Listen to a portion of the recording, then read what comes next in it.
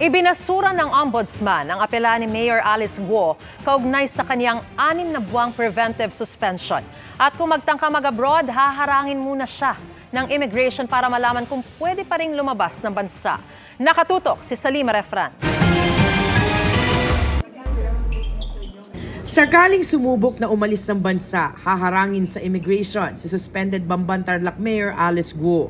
Ito'y sa bisa ng Immigration Lookout Bulletin Order laban sa kanya, pati sa kanyang kapatid na si Wesley, kung saan wala pa silang tugon.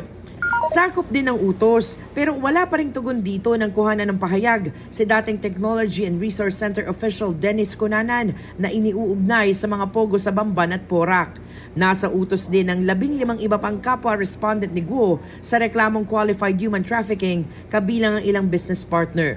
Kailangan ma-check ng immigration kung merong freshly issued warrant of arrest, hold departure order, or any kind of order, ma-scrutinize ang kanilang mga documentation. Dinagdagan naman ng respondents ang inihaing human trafficking complaint ng PNP-CIDG at PAOK, pero tumanggi silang ihayag kung sino ang mga ito.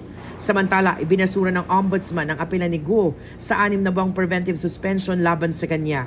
Sabi ng Ombudsman, may sapat na basehan para sabihing malakas ang ebidensya laban kina Guo at 2 iba pang suspendido. Hindi raw may tatanggi ang business interest ni Guo base sa mga nakalap na dokumento at nakapag-operate ang pogo sa Bamban dahil sa permit na binigay niya at ng munisipyo.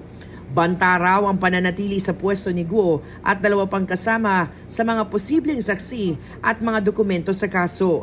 Natanggap na ang utos ng kampo ni Guo na nalulungkot daw kaugnay nito. Hindi kami nag-agree doon. So, akyat kami sa Court of Appeals earliest Monday. Para sa GMA Integrated News, Salima Refran, Nakatutok, 24 Oras.